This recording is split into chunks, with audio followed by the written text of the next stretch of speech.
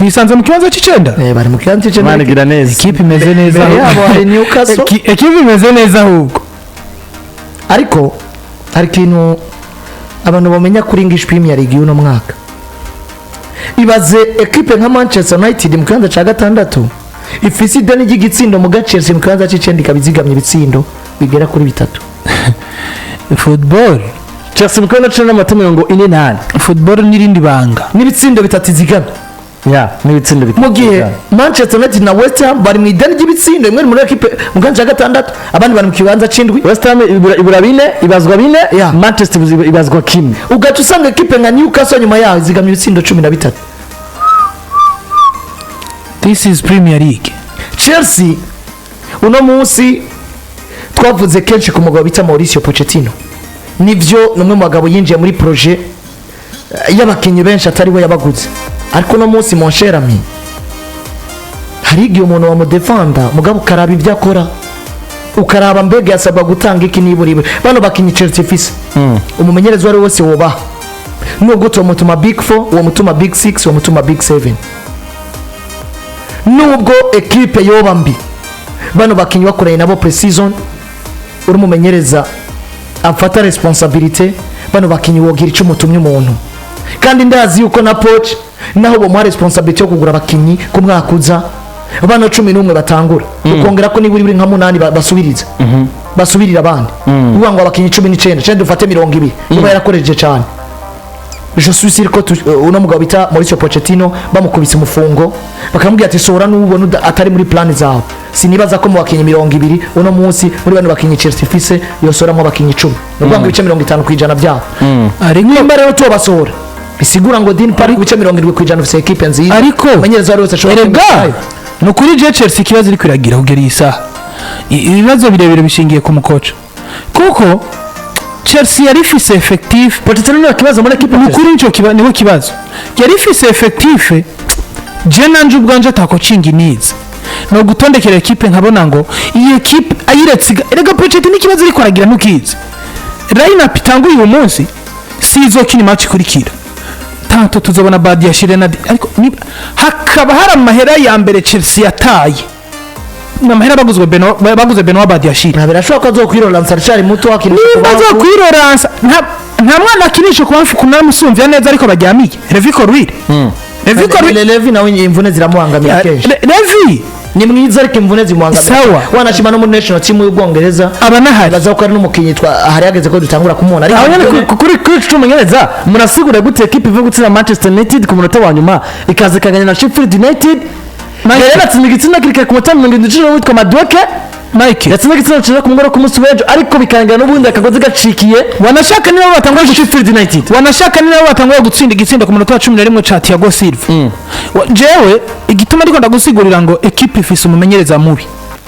jewe nabonye effectif yabuze stability kiretse uzurabe abakinyi kwa Pochettino uravye muri effectif bashobora kwamaze gukoreshwa kenshi hariho Caicedo donc mediane yo Caicedo Enzo Fernandez na Conor Gallagher uce wongera ko uyu mwana yitwa Cole Palmer abandi uraza gusanga barahindutse peut-être na Disasi abandi uraza gusanga barahindutse incuro nyinshi mbega uno munsi nk'ubuje nawe dukorana sivyo ukudukorana emission turi batatu tugakorana uyu munsi ejo bagakuramo Azad bakazana ubundi higeje bagakuramo wowe bakazana ubundi donc baza barapermit uko nyene est-ce que je nawe na Azad iyi partnership tugiranira tukazomenyerana kwa kangahe nitwakorana n'imyaka 2 tawuramenyera ubundi mugabo uzugendura babandi bamana donc nko muri equipe akarorero nk'aba umweriye n'umuraterari haragera ahantu wisanga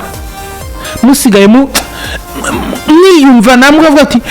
nimero 3 naramubonye ingena monta biri mu mutwe ndabizi ko afise baro bisaba guca kugira ishira duhuriremo sivyo ariko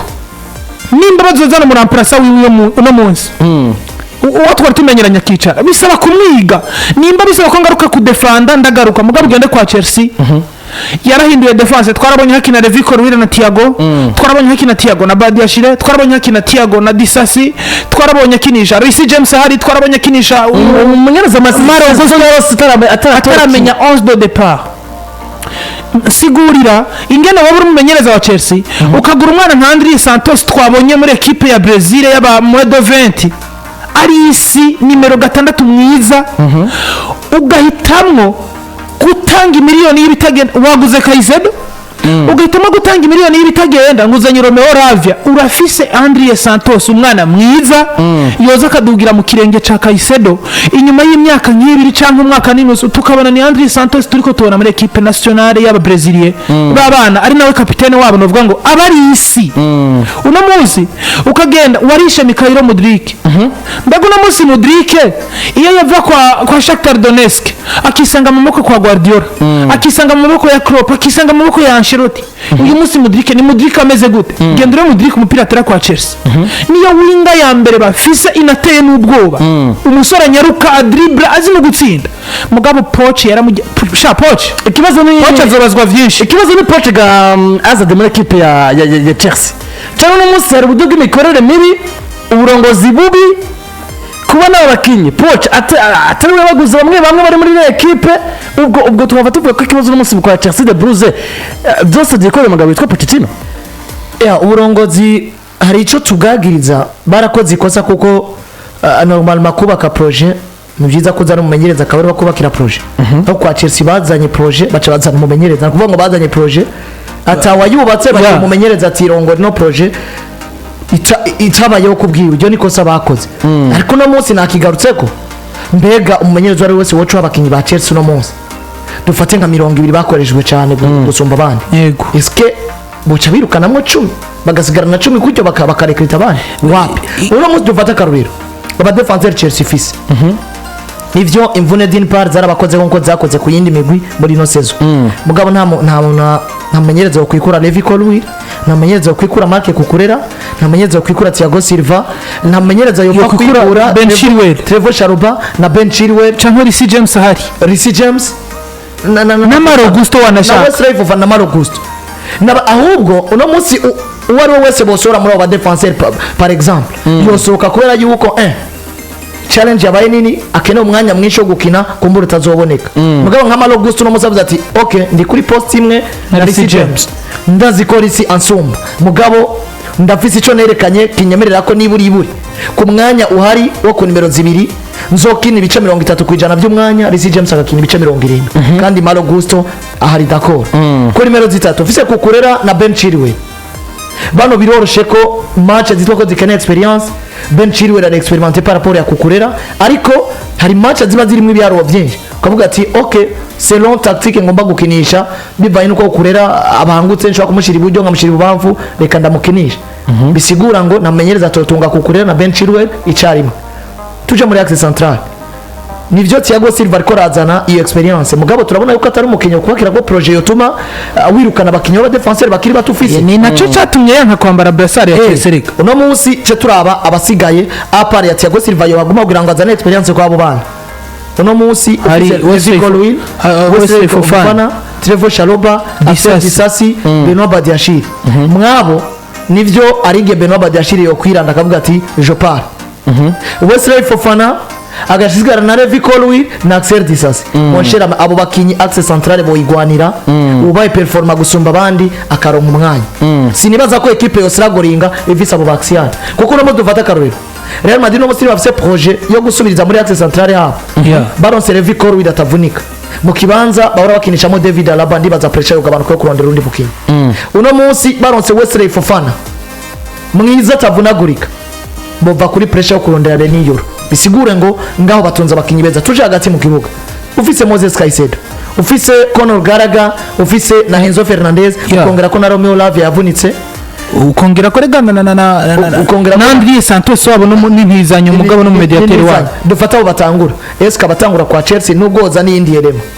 ugaca wicarika nka Gallagher ukazuramo ibice 50% by'umwanya kubera ko wazanye peut-être umu expert umukinyi mwiza kumusumba Gallagher yo kwanga 50% y'umwanya kwa Chelsea ivyo niyo wanga Enzo Fernandez yaguzwe 7 million mon cher ami n'umukinyi kugeza mu mwanya nemera ko yananiwe kwa Manchester kwa Chelsea ahubwo projet equipe irikira sino c'est un bon joueur kukarana bipruva muri match ukabona ko ibintu ariko arakina bifasha ariko equipe collectivity kanka kubera ko effective baturne kenshi tukaje tuja muri attack no musi umwana nka Korpa marafata responsibility ga equipe ariko result rimwe na rimwe zikabura ariko yafashe responsibility uno musi umukinyi benshi novuga ngo batagaciro mon cher ami Raheem Sterling arafise ikintu kinini contribute muri equipe ya Chelsea uno musi umukinyi na Nicholas Jackson abantu benshi batazi ba critic Nicholas Jackson ino ni saison yiwe ya kabiri nk'umukinyi yabigize umwuga kuko Villarreal yaduza avuye mu bakiri bato acakira saison yiwe ya mbere mu bakuze yitwa nk'umukinyi yabigize umwuga acakira performance Chelsea kiramugura ahubwo Jackson rega hanabereye n'isi Jackson novuga ngo yaduze muri equipe ifise Arnaud Danjuma yaduze muri equipe ifise babasore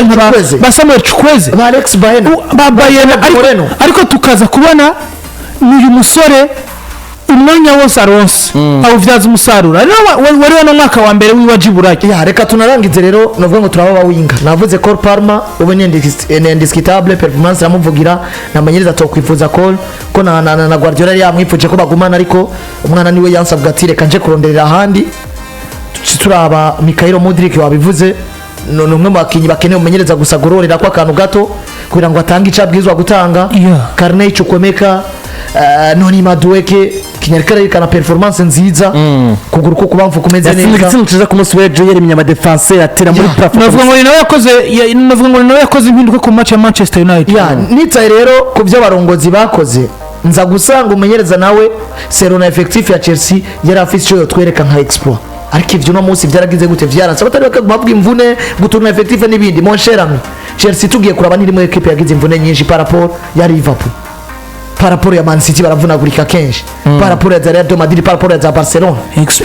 experience y'umumenyereza equipe zimwe zarabaye efficace aragerige turabona ati okay hano hano umenyereza yatanze ibyo afise by'ukuri ni yatsindwa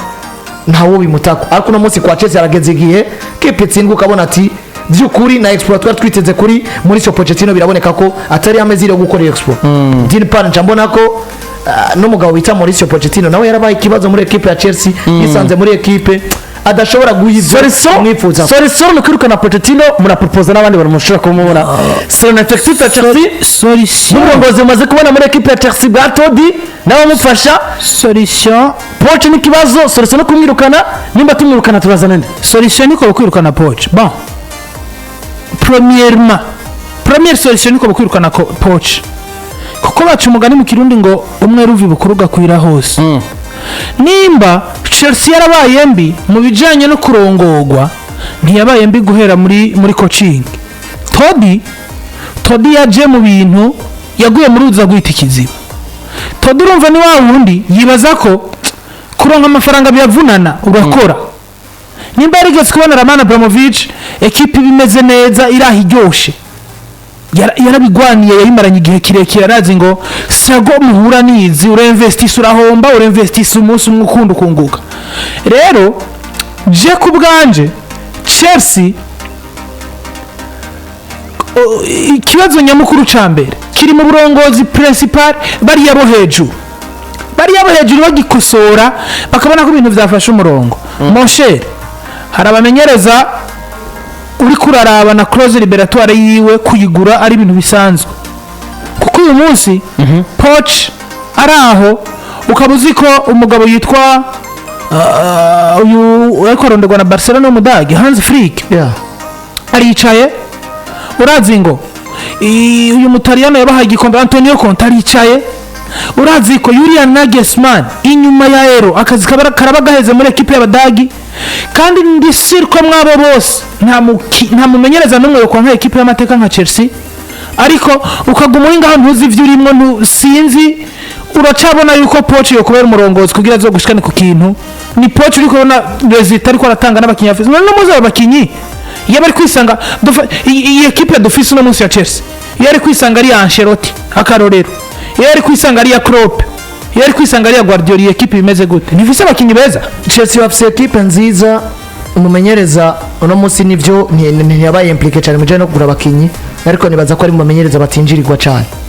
c'est un effectif afise Chelsea no kuvuga ngo ikeneye coordination y'abano bana nimba ikeneye coordination y'abano bana irakeneye umenyereza yubatse projet z'imigwi yitwa Karimito kuno munsi twemeze Chelsea isa na equipe yasubiye kuba ikeneye umuntu asubira kwidugiriza izina avec bano bana bafise lo show ya Nagelsmann ndayibona naje mu mamenyereza bashobora gusezera inyuma ya Euro Yeah. ariko kandi abarongozi bamufashe soit baca ama responsabilité yo kuzana directeur sportif yifuza bokorana kugira ngo habeho na management nziza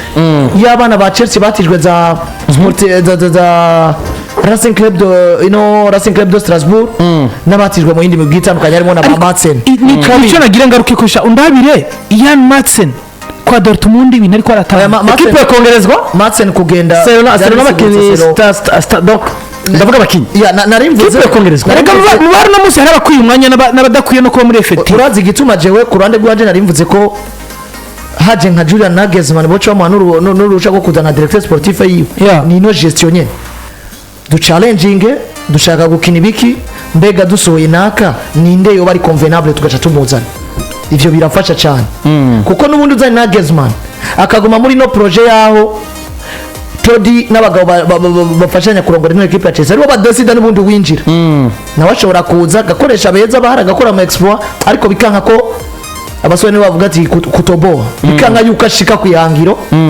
ariko yakoze ama exploit yiwe nacyo tuvuga ati Nagelsmann aje agacaza no mu directeur sportif Nagelsmann yifuza Todi akabaha projet nkuko navuga ngo nkuno mugabo Jurgen Klopp yahawe projet byo fonction kuko sinibaza ko shikahindura equipe ko equipe nimbikiri jeune ubugororo tono duto kabiri nimba equipe ya Chelsea uno munsi yagezaho Sterling ko mutuma igikombe atari kibazo Cole Palmer muri saison yo nk'iya gatatu cyo uvuga ati Cole utwara igikombe birashoboka ko na ba Mount baratwaye Champions League ukabwira Enzo Fernandez ukabwira Caicedo ukabwira Gallagher ati igikombe mwokizana kandi bikagira gute bigashoboka bisigura ngo mu yandi majambo umugabo azana pressure nabo yo kuza kurondera igikombe arakenewe cyo gutuma mvuga ni bigenda gute no munsi Poche amarane kano kazi umwanya ungana kuko wose umugabo nka Antonio Conte yicaye yashitse kwa Chelsea agatwara English Premier League bigenda gute ngo marana akazi umwanya nk'uyu wose Dieter Sanfrick yicaye Eredino equipe na Jose Mourinho yoyishikana ku bisumbi bi Poche ariko arayishikanako Eredino equipe umumenyereza wese yitwa ko yoba yarabaye mu migwi itamugurira abakinyi akisanga kwa Chelsea meme na Zidane iyi equipe yo ikordona gusubira Poche ariko aratanga ndiko ndabona ikibazo abarongozi nabivuze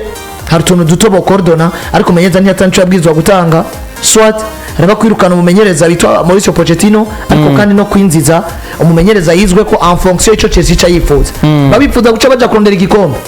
bifuza umumenyereza boshira kuri pressure nka Antonio Conte atigenda rondera igikombe mu gihe ababona afise ibyo mu permeta kurondera igikombe bakaba bacifuza kubaka je ndabona ko gupropose Nagelsmann bagaca mumeta muri condition nziza zo kuzana abo bakorana navyo nicwa ku ibintu bifasha cyane equipe ya equipe ikurikirana Serena abakinnyi Poche afise kubwawe tuzamumereza mushasha iyi equipe raporoza 11 batangura ameze bate 11 batangura ku ruhande rwanje kwa Chelsea donc bose n'abahari bavuye mu mvune bose effectif sivyo je ku bwanje George Petrovic nimero imwe bidasubiwemo ku nimero 2 umugabo yitwa Reece James ku nimero 3 umugabo yitwa Ben Chilwell sivyo muri axe ndahakubita Mutama Thiago nkamwasosiya ko umwana yitwa y'umwongereza Levi Colwill nimero 6 nk'ibisanzwe ndazana ngaterekamwe umusore yitwa Moises Caicedo ngakinisha ku 8 umusore yitwa uyu mwana w'umwongereza Conor Gallagher apana Conor Gallagher akakana kabahetse uyu munsi Cole Palmer nkamukubita ku nimero 10 iyi wingi iriko Mudryk iyindi wingi iriko Sterling ariko harataka Christopher Nkunku equipe yanje niyo ya Chelsea sawa naca ndayiragiza umumenyereza yitwa nde Julian Nagelsmann akarorero equipe cikora akazi neza ibintu bimeze neza ahubwo kuko nawe nyene ngira nuko kwa equipe yagiye kwibera mu bitaro ya Chelsea de Blues rero vyifashe tukume kandi n'abandi bafatanya bikorwa bari mu Canal Plus rero bari ku mashusho meza cyane kabisa mu madekodere yabo ku mafaranga make cyane ibihumbi 15 gusa birumvikana ko ushobora kuba woronka decoder rero ku mafaranga make abaho 15 bya installation 15 bya decoder n'ibindi 15 bya abonnement uhita wibera umukire ubundi ibi bintu byuko uzoja gusiga televiziyo uzoja gusaba televiziyo kamaci kabaye wihutira kuja kwa Landry iteke gasosi kiwe kameze neza urimo kubiza abantu kuko baje kuraba match ahantu abantu barageze gufungura uriko barisha saa sita z'ijoro basi kuja kubera wewe kabanza kubinjira gufungura match ihere akoze mu migenzo y'ikirundi mwa gufungura kubera tuba twaje kwirabira amazi Bujumbura biragoye bamu Bujumbura umuntu wese arabivyigoje Bujumbura umuntu wese arabivyigoje Bujumbura ni mu Burundi Bujumbura umuntu wese arabutwiwe Bujumbura umuntu wese arabutwiwe kandi nka ya migenzo y'ikirundi nk'uko bivuze kirazira sinibaze yuko bavuga kwarura hari abantu bariko bararaba match ugenda hajya ufungure nawe ari biragoye cyane rero kandi ya match kana please gufitiye amasanamu meza cyane agufasha no gushobora kwiga igiswahili amashana agera ku 9 gufasha kwiga igiswahili yagufasha kandi nandi mashene agiye atandukanye harimo chaîne za documentaire chaîne za masirage atandukanye abana babifuza ko bava mu barabara hari umuntu uri gukubita abana ngo bana birirwa mu barabara ngo baratembera mu barabara bana bakubitewe Canal Plus munzu urebe ko basohoka ni mugoro umwana ukimukubita decoder ya Canal Plus uramufashe nuko byifashe rero muri Canal Plus tugomgongereza atwihuta cyane ngo tuje kuri ya special yacu ya UEFA Champions League no kino ku mugoroba ku munsi w'ejo ni Man City na equipe ya Real Madrid Santiago Bernabeu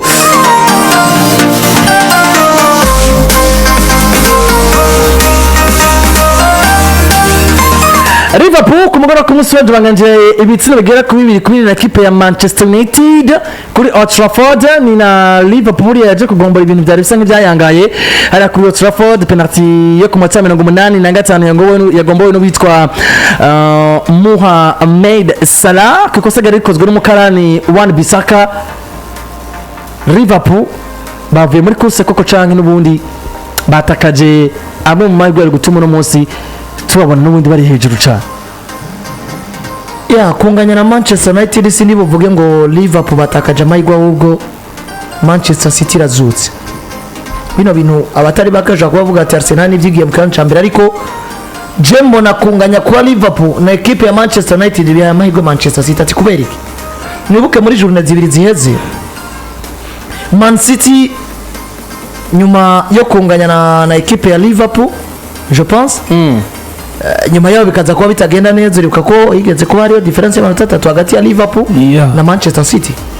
ariko no munsi ni difference y'inota rimwe hagati ya Liverpool na Man City hagati ya Man City na Arsenal yambi kuvuga ngo Arsenal na Liverpool banganya amanota nyuma yabo Man City difference y'inota rimwe twaragiye turaba kenshi nkino novuga ngo ino migwi isigaje imigwi yose yasigaje Tottenham Hotspur Tottenham yamaze gukorokera mu kibanza ca kane Tottenham barakina na Arsenal bakina Liverpool bakina na Man City kandi zizokurikirana no kuvuga ngo ya bet noire turiko turabona Tottenham ibera Man City birashoboka ko Man City bafise amahirwe kubera bo bazokina inyuma barabonye resultat Tottenham na Arsenal barabonye resultat ya Tottenham na Liverpool mu yandi majambo birashoboka ko equipe ya Tottenham izoba yaramaze kuba yasirijana kwijana kwitakiva mu kibanza ca kane imbere ya equipe yande ya Aston Villa mu gihe Arsenal yabo kugeza muri no mwanya nka equipe zose ziriko zirondera kino gikomba atakosa bafise cyo gukora ariko wibuke ngo nubwo Arsenal kenshi bakunze gutsinda equipe ya Chelsea ni equipe i Londres ino ni derby ugaca wongera ko kana Tottenham ni derby i Londres ubundi zino derby zi Londres zavise cyo bivuze Arsenal zora bingene basiragoringa imbere ya Brentford urabe Arsenal imbere ya Crystal Palace barasiragoringa pemporti biye zirimo nico gituma nca nigarukira nkivuga ati Man City yubwayo kugeza mu mwanya ikuwemo na Real Madrid muri Champions League atagi kuba kiba gicitse ibandanije naho iri capable yo kuba izogwana n'ubundi n'uwari we wese bahuye kuko ni equipe iboneka ko pemporti resultat iri tayari kugwana n'uwo bahuye wese umvuze Man City cenda benyina bafise bafise equipe ya Everton Town bazokinira muhira Etihad Stadium bafise equipe ya Brighton bazokinira away basigaye ngo bazoja kuri American Express Stadium bafise equipe ya Nottingham Forest nayo bazokinira hanze bafise equipe ya Wolves nayo bazokinira muhira bafise equipe ya Fulham bazokinira muhira oya nako bazokinira hanze Fulham mu gihe West Ham bazokinira muhira barangirize kwa Spurs hanze equipe ya Man City ugiye kureba ku rwego rwa equipe ya Arsenal nubwo nabo buryo basigaranye ibikomerezo bikomeye cyane equipe ya Arsenal nubwo bari mu kibanza cya mbere mw'abana Arsenal irakina na Aston Villa kuri Emirates barakina na Wolves basohotse barakina na Chelsea kuri Emirates baraba kwa Chelsea baraba kwa Spurs izo siri derby ti Londres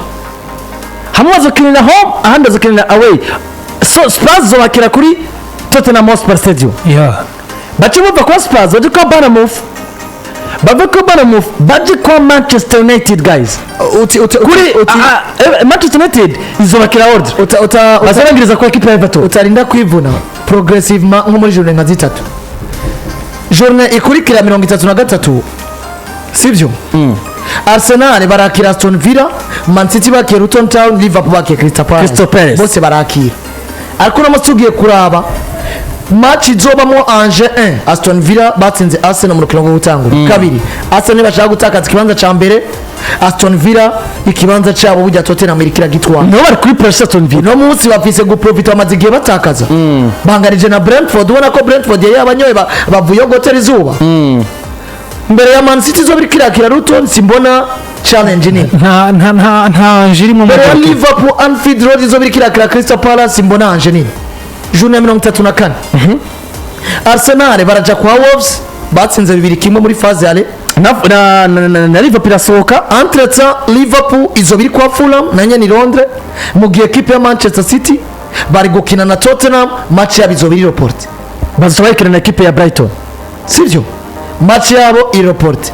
dasoka Man City irafise kwanza avantage ngaho yo guca ibanzi karaho kuri journée de byagenze gute uno munsi ko twe match yacu bayi reporter est-ce que Arsenal kwa Wolves Liverpool kwa Fulham byagenze gute entre kirarane kirakunda kirashobora kugwa avantage de l'autre part kuko nico kintu ncangarukako nimba kuri journée ya nyuma nako nyuma yuko Tottenham izo yaramaze gukina na Liverpool maze gukina na Arsenal Man City rondera gutsinda equipe ya Tottenham kugira ngo batware igikombe nubwo ari bet noir biragoye kunyumvisha ko Tottenham Hotspur nabonye isezererwa muri hajyari muri FA Cup na Manchester City yego nyuma yuko areze imyaka myinshi equipe ya Man City idatsindira Tottenham iwabo ariko iyo expo bayikoze barakuye ako gahiga ubona ko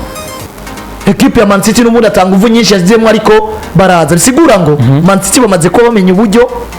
badakwiye gutakaza igikombe badakwiye gutakaza qualification cyo gutuma navuze ati din par nubwo ari bet noir yabo ndiko ndabona bigoye ko Man City zotakaza urukino rwa Tottenham yamaze gukina na Arsenal yamaze gukina na Liverpool cyane ko nago rukino bazokina inyuma y'abandi bose kino nico kintu mbona ko Man City ugeza muri no mwanya kuba yegereye igasigara difference y'inota rimwe n'inkino basigaje ndabona bacisubiza Man City Arsenal Aston Villa Chelsea Spurs Manchester United Everton nyamigi tubona ko umunsi komeye ishobora kubaza guterwa ikipe yande ya Arsenal iyo migi yose bayisigaje nubwo bari mu kibanza ca mbere kwa Liverpool imigi komakomeye vuga ngo n'umunsi yozika bati ikabahagarara imbere harimo Everton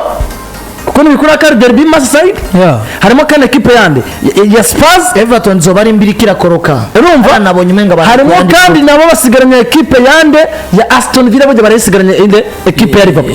uri kureba kwa City bonavuga ko bafise karandira imirika sina bino bintu ubugerageje ku balance randri c'est zino ya ma equipe donc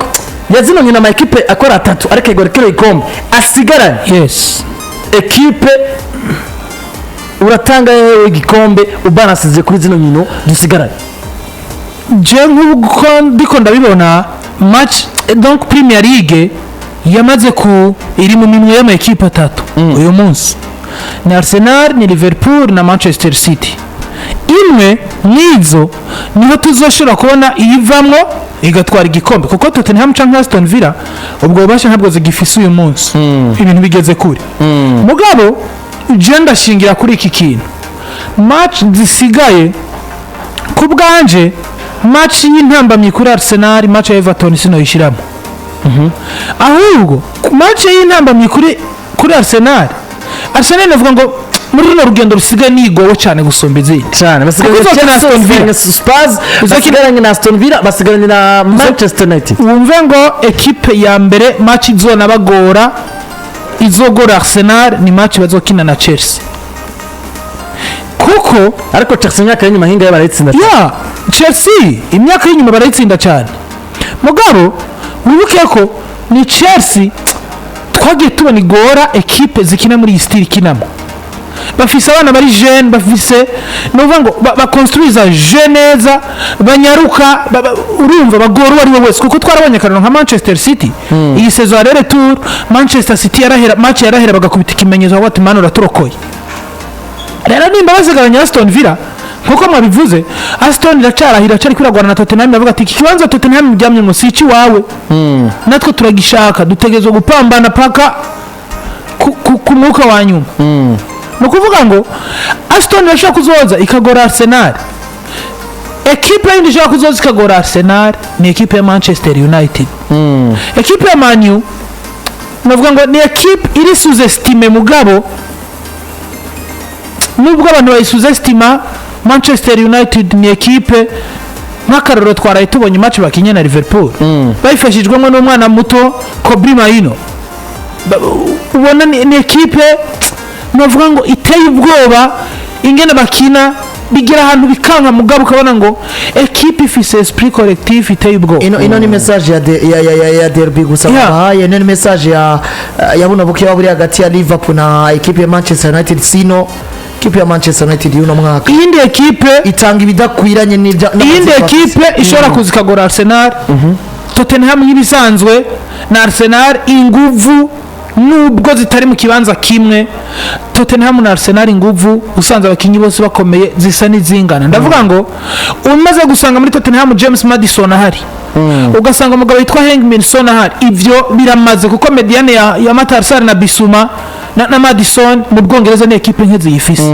Rero je ku bwanje nkavuga ngo aha hantu Arsenal niyigenza neza n'imiburiburi ikagabura rumwe gatsinda izindi, ndiko nabona ni Arsenal selo na effectif ifise. Arsenal ku bwanje uyu munsi iri favori gutwara igikombe. Tugende turabe kwa Manchester City bafise 11 beza,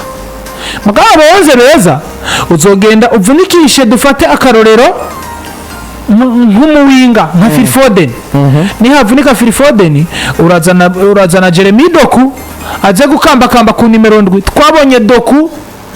atandukanye na Doku Man City yaguze, Doku ari muri City atandukanye na Doku yavuye mu Bufaransa. Twabonye Doku azofiti nka Monshera mafite statistique arashima ba Mateo Kovacic jikaze gusumbi izo Grealish yaravize muri saison yiwe yanga, yavuye muri Premier League nye. Tubonye tukatona ba Mateo Kovacic